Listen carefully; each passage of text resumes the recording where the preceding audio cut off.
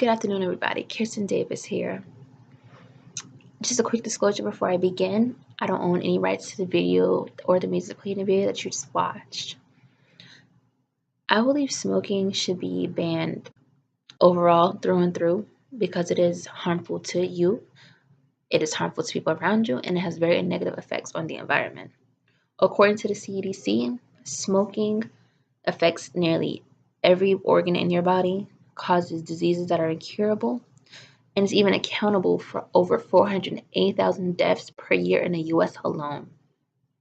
Smoking increases the risk for heart disease or stroke 2 to 4, causes cancers in men and women, and I bet you didn't know that the cancers that can happen due to smoking can be any kind of cancer, whether it's blood, whether it's bone, brain, skin. It's not limited to just lung cancer.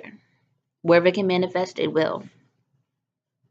Smoking causes diseases such as COPD, and if you've ever had to witness someone go through that, it's a terrible disease. It is an aggressive terminal illness.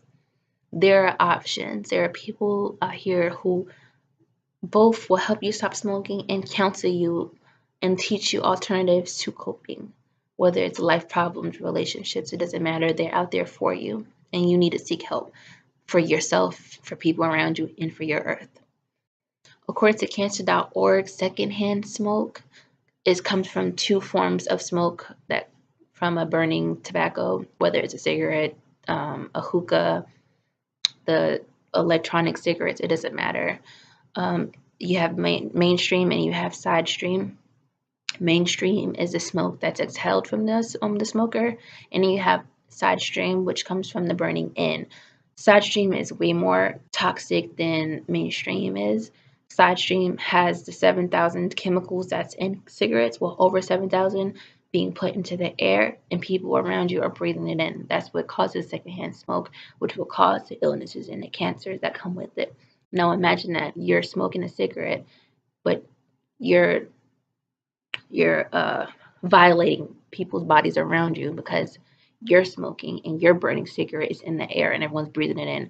I'm from the city and I've watched people speed walking down the street smoking cigarettes in groups of like over 100 people, and they're not thinking that there may be an elderly person right here to my left, or a young person to my right, or an infant behind me, and you are forcibly putting chemicals in their body because you want to smoke outside.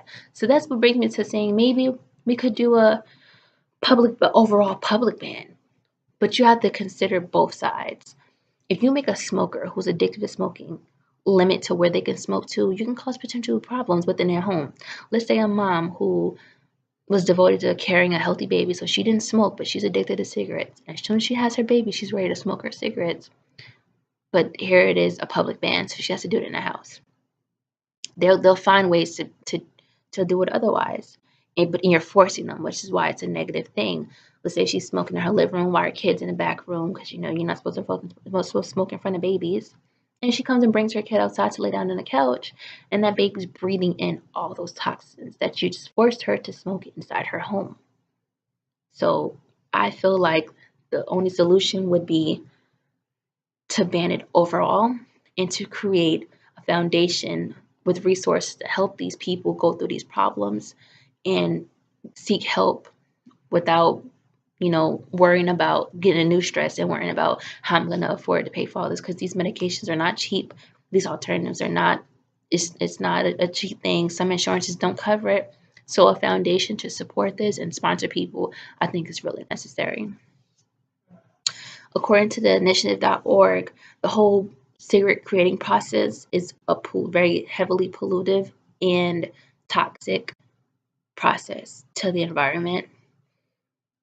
They create toxins from manufacturing. Manufacturing uses up lots of energy resources and water resources that we could be putting towards something else.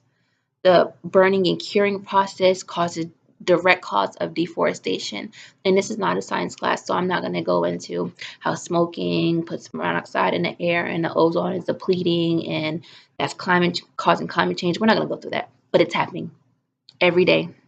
So we have to start somewhere. Although there are lots of natural causes that can make you sick, there are natural causes that can indirectly make the next person sick, and there are 1,000,001 ways things people do affect the environment, but you have to find specific reasons and cancel them out. So you have to start from somewhere. Did you know that littering cigarette butts is a top leading littered item in the world? Like, I think it's at 1.6 billion pounds each year are found in cigarette butts alone. That causes toxic to leak into the soil, causing infertility. It poisons the water. It poisons the fish that we eat. It poisons land animals. It's not good. It's not good for anybody. It's not good for you. It's not good for any living thing. That's my whole point. So we have to start somewhere. We have to come together and start so we can cancel this problem out over time, of course. But we have to start somewhere or it'll be too late. So if you have any questions or if you want to debate it or talk about it, feel free to direct message me. And thank you for listening.